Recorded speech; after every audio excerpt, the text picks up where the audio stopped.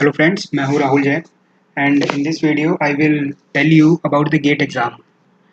अक्सर इंजीनियर्स या कहें कि फाइनल ईयर के जो स्टूडेंट्स होते हैं इंजीनियरिंग के, वो कंफ्यूज रहते हैं इस चीज़ को लेकर कि गेट एग्ज़ाम क्या है, उसकी प्रिपरेशन कैसे की जाए और किस पेपर को दिया जाए ताकि आगे उनको और अच्छी अपॉर्चुनिटीज़ मिल सकें। जॉब अपॉर्चुनिटीज़ हो सकती हैं या फिर हायर स्टडीज़ के लिए अगर वो जाना चाहें तो कौन सा पेपर अच्छा रहेगा। सो firstly, we will look at the introduction. That is the what is the GATE exam? It is the Graduate Aptitude Test in Engineering, and it is a national level test to pursue higher studies, and it also gives you job opportunities. So it is jointly conducted by the IISc Bangalore and the 7 IITs. So this year in 2020, GATE 2020 was conducted by IIT Delhi for 25 subjects, uh, and it is generally held in January end or the February start of each year. During application of the GATE exam, you have to fill 3 cities for the GATE exam, and it is a computer based exam, right? So the options that you get after you qualify the GATE exam, so it is the scholarship for postgraduate programs and the employment opportunities.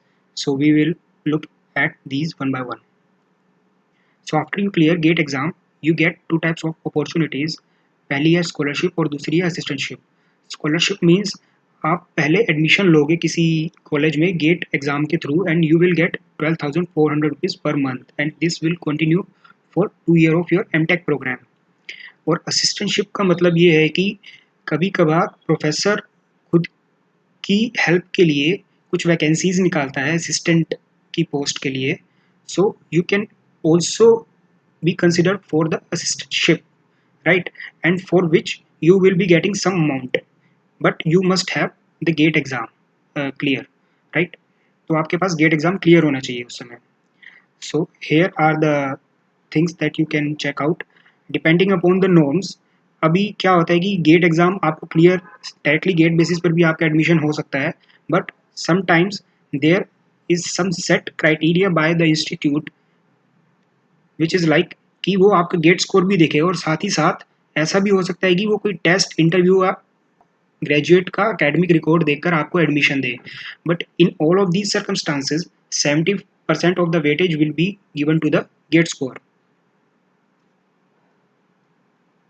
Okay, so we will now move to the employment opportunities.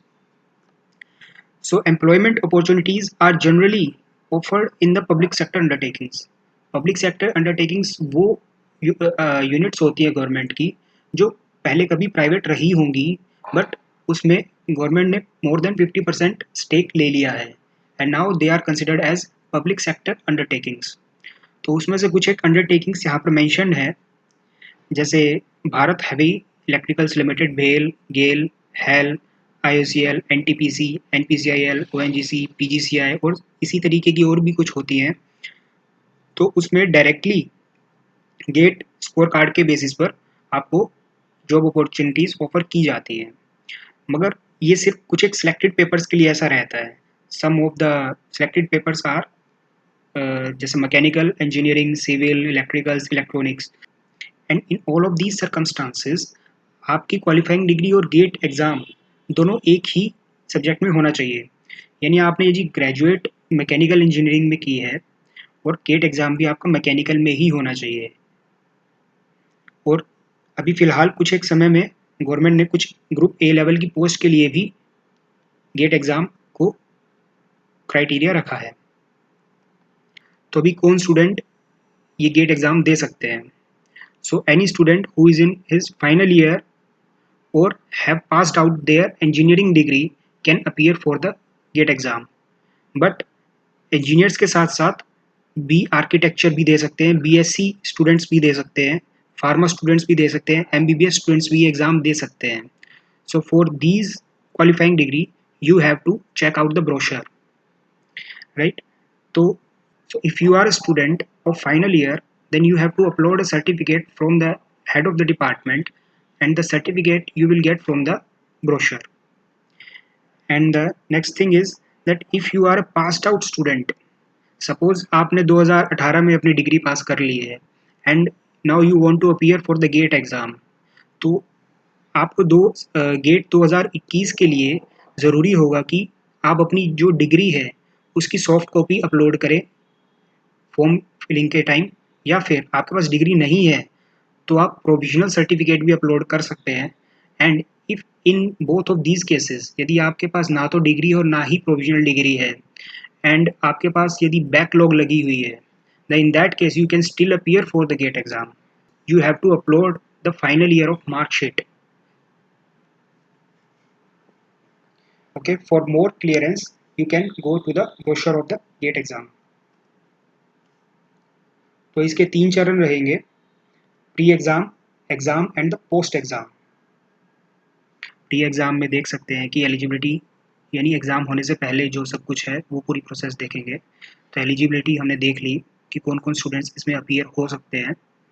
And the second thing is form availability. अक्सर सितंबर में ये forms available होते हैं online.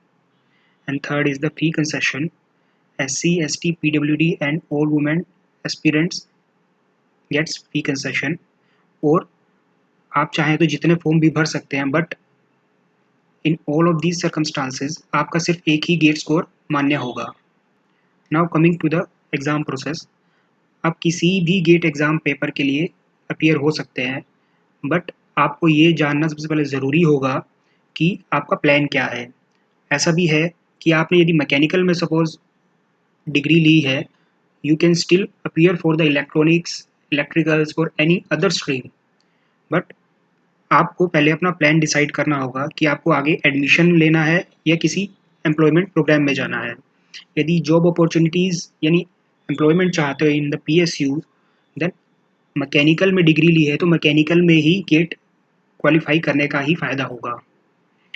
Otherwise you have to check the eligibility criteria depends on the institute, right. अब हम देखेंगे exam process को। इसमें ऐसा होता है कि सबसे पहले आपको ये देखना होगा कि आपने किन सब्जेक्ट्स में अपनी डिग्री ली है। सपोज़ आपने मैकेनिकल में अपनी डिग्री ली है और आप किसी और स्ट्रीम में गेट को क्वालिफाई करते हो, तो उसका फ़ायदा क्या होगा और नुकसान क्या होगा। सपोज़ आप PSU में जॉब अप्लाई करना चाह रहे हो और आपने मैकेनिकल में डिग्री की है, तो अच्छा रहेगा कि आप गेट एग्ज़ाम भी मैकेनिकल डिग्री में ही दो, ठीक है। और यदि आप एडमिशन चाहते हो किसी दूसरी स्ट्रीम में, तो in that case there are some relaxations given by the institute in which you want admission. So आप गेट एग्ज़ाम के पेपर डिसाइड करने से पहले ये भी देखें कि आपको एडमिशन कहाँ लेना है और उस इंस्टीट्यूट का क्या क्राइटेरिया है एडमिशन का, वो किन स्ट्रीम्स को एडमिशन देता है। तो हम इस पूरी प्रोसेस को अगली कुछ स्लाइड्स में देखेंगे अभी। और एग्ज़ाम पैटर्न कैसा रहता है, 100 नंबर का पेपर रहेगा, 3 घंटे का पेपर रहेगा और 65 क्वेश्चन करने होंगे। उन 65 क्वेश्चन में से 10 क्वेश्चन आपके एप्टीट्यूड टेस्ट के रहेंगे जो कि 15 मार्क्स के होंगे। और 2 तरह के क्वेश्चंस रहते हैं, MCQs and the numerical answer type questions. 1 और 2 मार्क्स दोनों तरह के रहते हैं। और जो न्यूमेरिकल आंसर टाइप क्वेश्चंस है नेट, उसमें कोई नेगेटिव मार्किंग नहीं होती। इसमें सिर्फ ये रहता है कि आपको फाइनल आंसर सोल्व करना होता है और वो आंसर पुट करना होता है in the given space of the question. And for the MCQs आपको 1/3 मार्क नेगेटिव मार्किंग मिलती है गलत आंसर पे। तो अभी हम पोस्ट एग्ज़ाम प्रोसेस देख लेते हैं। तो आपने गेट एग्ज़ाम दे दिया है, कुछ समय बाद इसकी आंसर की रिलीज़ की जाती है गेट अथॉरिटी द्वारा। 2 से करीब 3 हफ्ते लग जाते हैं आंसर की आने में।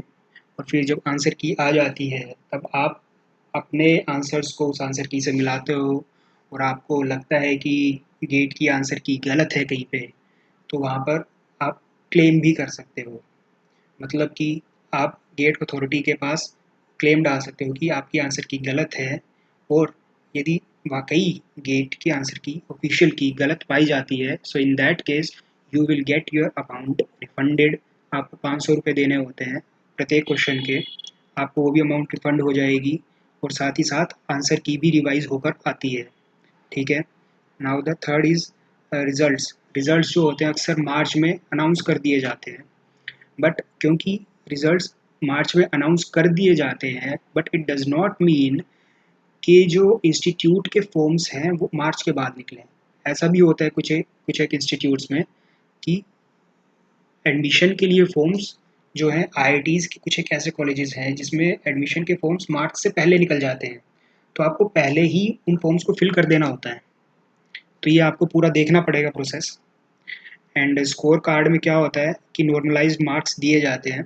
खास तौर पर आप देख सकते हैं कि कुछ एक एग्ज़ाम्स ऐसे होते हैं, जैसे स्ट्रीम्स ऐसी होती हैं, सपोज एरोस्पेस इंजीनियरिंग है, उसमें मैकेनिकल इलेक्ट्रॉनिक्स और दूसरे कुछ एक स्ट्रीम्स हैं जो एडमिशन ले सकती हैं। तो मैकेनिकल स्टूडेंट्स को कितने नंबर रिक्वायर्ड होते हैं, इलेक्ट्रिकल्स स्टूडेंट्स को कितने रिक्वायर्ड होते हैं number to get admission in that programme, वो सभी कुछ डिसाइड किया जाता है। और अब हम देखेंगे पोस्ट एग्ज़ाम प्रोसेस को।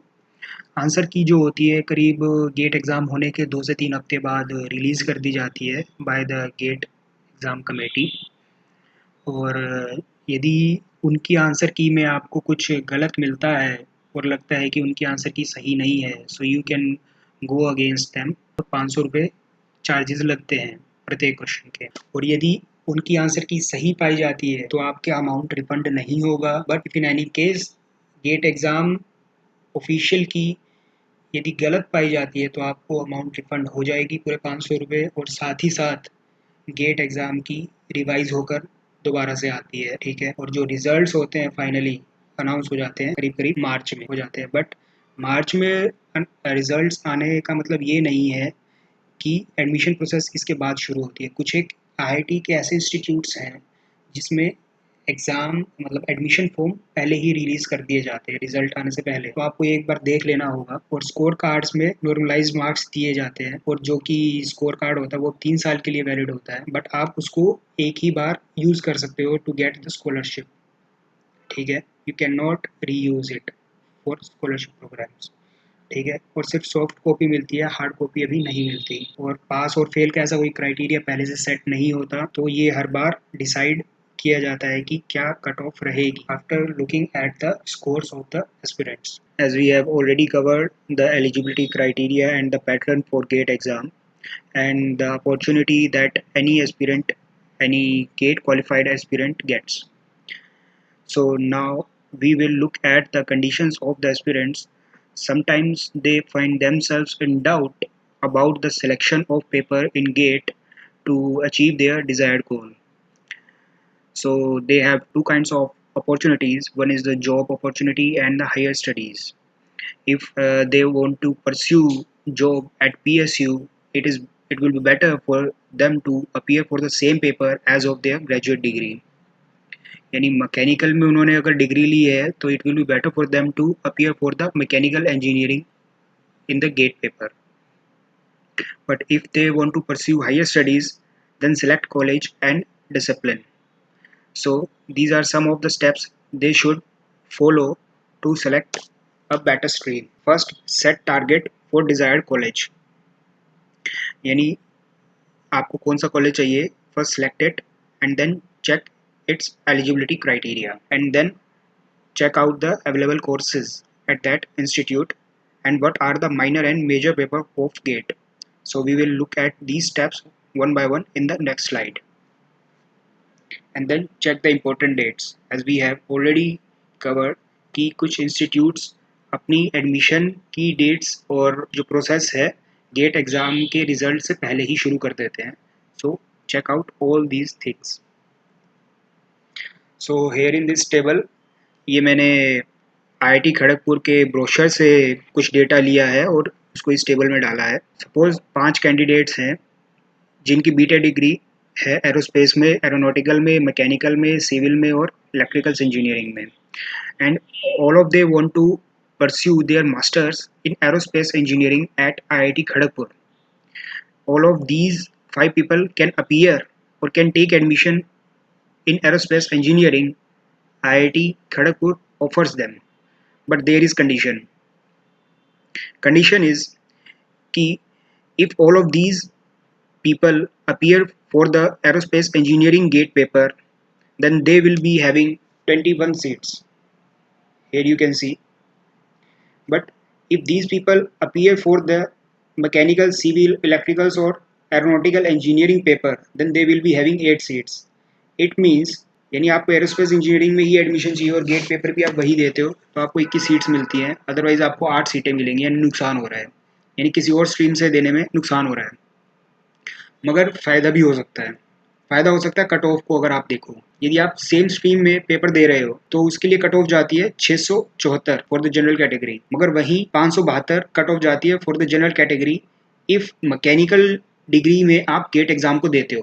मैकेनिकल इंजीनियरिंग में आपने गेट एग्जाम को दिया तब आपको मिलती है 8 सीट्स, ओबियसली नुकसान है, बट फ़ायदा ये है कि आपको कम मार्क्स में भी सीट मिलने के चांसेस बढ़ जाते हैं। हाँ, कुछ एक चीज़ों में आपको ध्यान देना पड़ेगा कि EWS को यहाँ पर कोई सीट नहीं मिल रही है यदि वो मैकेनिकल, सिविल, इलेक्ट्रिकल्स या एरोनॉटिक्स में पेपर देते हैं। तो ST के लिए कोई सीट नहीं थी अब की बार। ये मैंने जो ब्रोशर लिया है IIT खड़गपुर का 2020 का, इसी बार का है ये। तो आप सबसे पहले कॉलेज को सिलेक्ट करिए, जैसे मैंने यहाँ पर IIT खड़गपुर की कंडीशंस को देखा। Then what I have done is check eligibility criteria. ये सभी डायरेक्टली गेट के स्कोर पर ही एडमिशन करते हैं MTech के लिए। Then third is the available courses with respect to the qualifying degree. Qualifying यानी सिर्फ इन 5 लोगों को ही ये एरोस्पेस इंजीनियरिंग के लिए एडमिशन देते हैं, ठीक है, ये भी हमने देख लिया। इसके अलावा कोई और स्ट्रीम में यदि आपने इंजीनियरिंग की है then there is no chance for you to get admission in the MTech programme. And then minor and major paper of GATE. यदि माइनर और मेजर का मतलब ये होता है कि मेजर मतलब ज़्यादा, यानी 21 seats will be offered to the one who gives GATE paper in aerospace engineering, and minor means कम, less, so only 8 seats will be offered to these people. 21 seats के बाद फिर आता कास्ट सिस्टम, उसके बाद सीट्स फर्दर डिवाइड होती हैं और ये डिस्क्लोज नहीं किया जाता। तो आप इसलिए सबसे पहले इन स्टेप्स को फॉलो करिए और साथ ही साथ इंपॉर्टेंट डेट्स के ऊपर नज़र रखिए और उसी तरीके से आप अपनी तैयारी को अंजाम दीजिए। तो फिर अगली वीडियो में हम इस पे और भी थोड़ी चर्चा करेंगे, जिसमें हम देखेंगे कि किस तरह का एक पैटर्न गेट एग्जाम्स में हरदम बना रहता है, किस तरह के क्वेश्चंस करीब हर बार रिपीट होते हैं, कंसेप्चुअल क्वेश्चंस किस तरह के रिपीट होते हैं, न्यूमेरिकल आंसर टाइप क्वेश्चंस किस तरह के रिपीट होते हैं, वो हम अगली वीडियोज़ में देखेंगे। आप अपना ध्यान रखिए। Thank you.